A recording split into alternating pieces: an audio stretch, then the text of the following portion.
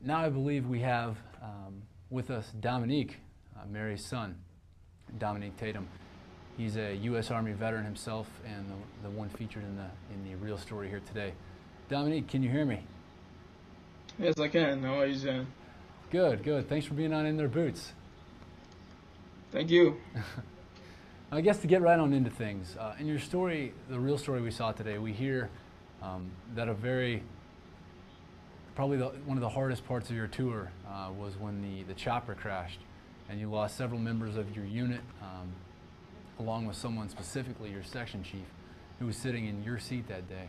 Can you talk about how that event changed you? How that event changed me. Yes. Overall, I mean, the section chief in a combat unit with the combat section is like the father of this section. So being a combat soldier, you have an opportunity to develop a very strong bond with not only the section chief but all of the soldiers in the section. So for me, in combat training and preparing to go to combat, then going to combat and losing him was like a major point of change for me.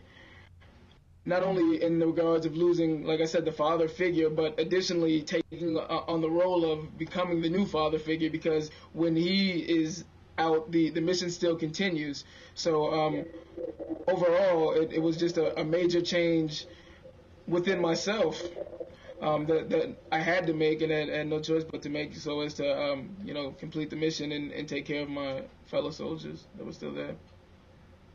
No, it sounds like that had to be really traumatic. You basically not only had to put away your grieving, but yet take over his role and move on with things.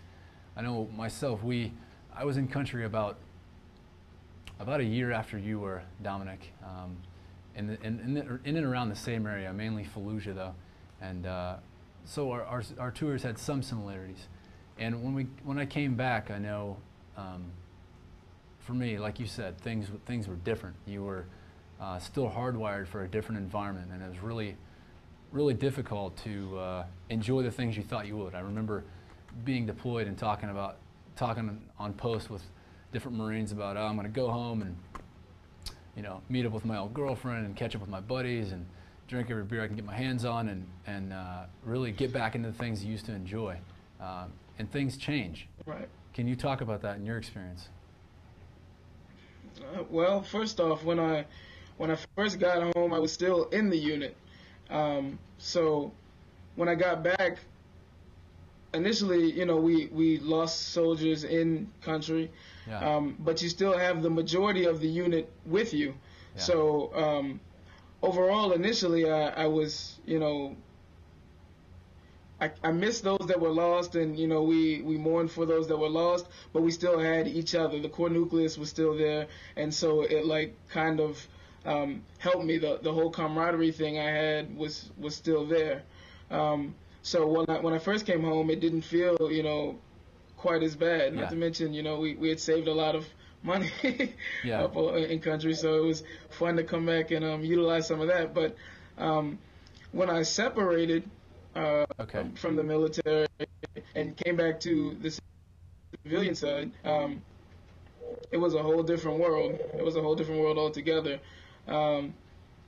All of the friends and family that I had developed within the unit and stuff were all gone. I felt like I was kind of sort of alone in the world.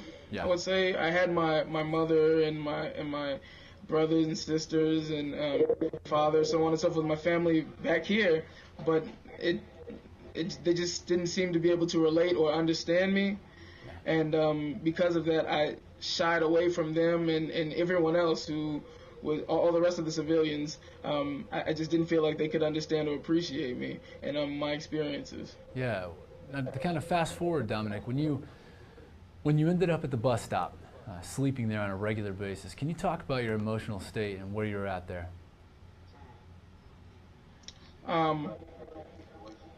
Sleeping at the bus stop was obviously a major negative for me.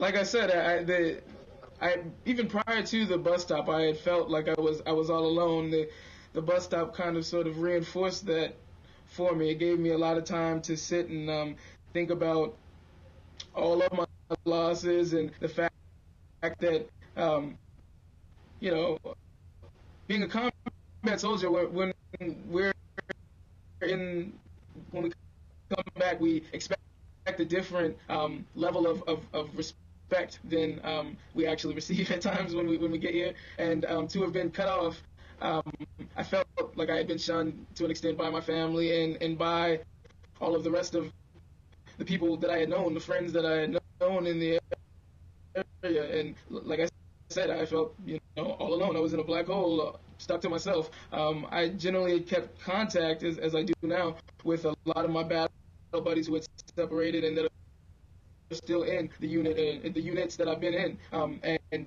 when I was at the bus stop, I also lost my cell phone, so I couldn't even stay in contact with them. So it was truly like a lost soul.